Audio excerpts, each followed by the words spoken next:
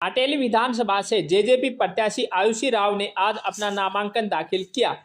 नामांकन दाखिल करने से पूर्व जीप पर सवार होकर आयुषी राव ने अटेली के पास गोकुलपुर रेस्ट एरिया से एक रोड शो शुरू किया, जो दोंगड़ा, अहिना, खैरानी, मोहल्ला, राता, भोजावास होता हुआ कनीना पहुंचा। इस रोड शो में सैकड़ों की संख्या में बाइक, ट्रैक्टर और गाड़ियां शामिल रही। आयुषी राव का नामांकन दाखिल करवाने के लिए जेजेपी नेत्री नैना चौटाला पहुंची। इस अवसर पर नैना चौटाला ने कहा कि जेजेपी ने युवाओं के लिए सत्ता में रहते हुए कई काम किए, जिनमें युवाओं को प्राइवेट नौकरियों में 75% आरक्षण देने का काम भी उनकी तरफ से शुरू किया गया था और यदि फिर से सत्ता में आए तो युवाओं के लिए काम करेंगे। आज सरकार अच्छे खेल स्टेडियम होने का दावा करती है, लेकिन खेल स्टेडियमों के अंदर सुविधाओं की बहुत कमी है। इसके साथ ही उन्होंने भाजपा से फिर गठबंधन करने के सवाल पर कहा कि हमने लोगों के हित के लिए उनसे गठबंधन किया था।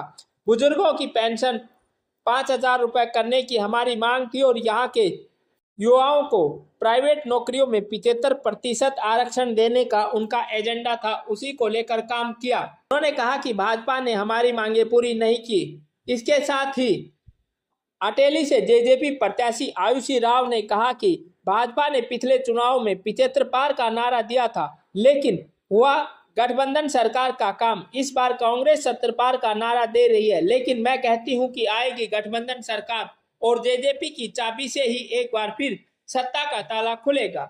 उन्होंने कहा कि पिछले 20 वर्षों से अटेली के अंदर जिसकी सरकार रही है उन्हीं के विधायक रहे हैं, लेकिन फिर भी यहाँ के विधायकों ने अटेली में कोई कार्य नहीं किया और इस वजह से अटेली पिछड़ी हुई है। यदि जनता ने उन्हें मौका दिया तो अटेली को नंबर 1 बनाने का काम करेंगे। उन्होंने कहा कि भाजपा सरकार विकास कार्यों का दावा करती है, लेकिन गुरुग्राम में क्या हुआ? कहने को मिलेनियम सिटी है, लेकिन बारिश में पूरा गुरुग्राम डूब जाता है और इसी प्रकार झूठ का काम भाजपा सरकार कर रही है। उन्होंने कहा कि काठ की हांडी एक बार चढ़ती है, बार बार नहीं चढ़ती और इसलिए अब भाजपा के साथ गठबंधन नहीं होगा। किसी को बहुत बहुत जननायक जनता पार्टी की तरफ से, मेरी तरफ से बहुत शुभकामनाएं देती हूँ कि इसका भविष्य बहुत उज्जवल हो और ये विधानसभा पहुँचे। अब जेजेपी मुझे लगता है होपफुली कल तक सारे कैंडिडेट्स जो है वो लिस्ट आउट हो जाएगी। ऐसा तो किसी ने नहीं छोड़ा, कोई एक आधा तो देखो इतने और पार्टियों में छोड़ के जा रहे हैं। इतने चुनाव पास आते जाएंगे।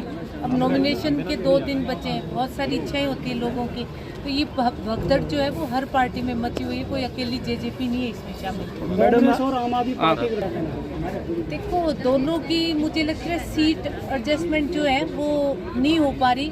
शायद आम आदमी पार्टी ज़्यादा मांग रही होगी, कांग्रेस दे नहीं रही, तो इसलिए दोनों अलग अलग लड़ रहे। मैं भी अभी बैठी लिस्ट ही देख रही थी उनकी कि शायद उन्होंने 20 टिकट्स जो है वो डिक्लेयर कर दी। जी। आपकी सरकार बने, आप युवाओं के लिए क्या करेंगे?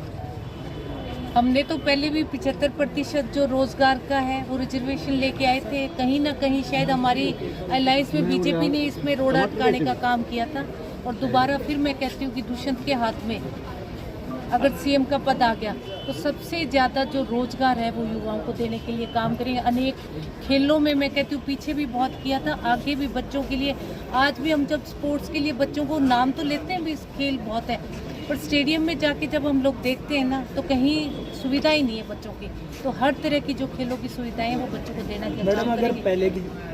मैं इस बात के लिए बहुत बार बार ये बात कह रही हूँ कि शायद हमारी एक लोगों के लिए हम लोग गए थे और लोगों के लिए बहुत कुछ दुष्यंत चौटाला ने राज में जाके किया है।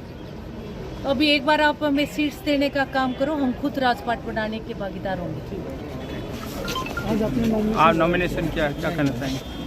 आज मैं यही कहूँगी कि अटेली विधानसभा के सब लोगों को, जैसा आज आपने सब देखा होगा कितना लोगों ने उत्साह से आशीर्वाद दिया है, सब लोग साथ हैं मेरे, और मेरी माता के समान नैना चौटाला आंटी आज आई है, इन्होंने अपना आशीर्वाद दिया है। जेजेपी सरकार आएगी और ये बीजेपी और कहती है ना, वो नहीं, मैं कह रही हूँ जैसे बीजेपी पहले कहती थी पिछली बार 75 पार, क्या बनी फिर गठजोड़ सरकार, और अब ये क्या कहती है कांग्रेस 70 पार। मैं कहती हूँ दोनों हैं झूठे। अब की बार भी रहेगी गठजोड़ सरकार और चाबी से खुलेगा विधानसभा का ताला, और आयुषी को अपने आप बहुमत दें, जिताएं और युवाओं का, महिलाओं का सबसे ज़्यादा भागीदारी विधानसभा में पाए। आयुषी मैडम, तो आपका ताला फिर बीजेपी के साथ ही खुलेगा या कहीं? देखिए सुनिए, अभी नैना आंटी ने आपको सब बताया, बार बार उसी बात को आप क्यों रिपीट कराते हैं? और काट की हांडी तो एक बार चढ़ती है, चढ़ ली, बीजेपी पे बार बार क्यों हमारी पार्टी विश्वास करेगी? अरे हमारी पार्टी का उनसे गठजोड़ क्यों टूटा? 5,000 बुजुर्गों की पेंशन पे ही तो टूटा था। हमारे दुष्यंत भैया ने क्या कहा था? भाई मुझे नहीं चाहिए, एमपी की सीट नहीं चाहिए, मेरे बुजुर्गों की पेंशन 5,000 कर दो, यही मांग थी ना। उन्होंने तो सरकार ही तोड़ दी।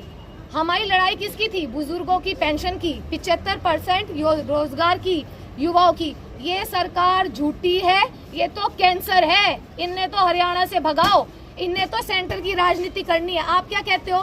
देखो पढ़े लिखे हो आप सारे, जो इतने लोग आए हो, ये क्या करेंगे? 20 साल से सत्ता जो पार्टी है, जो सत्ता में रही है, उन्हीं के विधायक यहाँ पे रहे हैं, उन्होंने ही यहाँ पे सत्ता संभाली है। जब ये लोग अपने कार्य यहाँ कुछ नहीं कर पाए, सबसे पिछड़ी अटेली पड़ी है। और गुड़गांव देख रहे हो, मिलेनियम सिटी 2 दिन में डूब गई। जब ये 2 दिन की में डुबा दी मिलेनियम सिटी, ये क्या अटेली चमकाएंगे? हाथ जोड़ के विनती है, हम देवी लाल जी के लक्ष्य कदमों पे चलने वाली पार्टी है।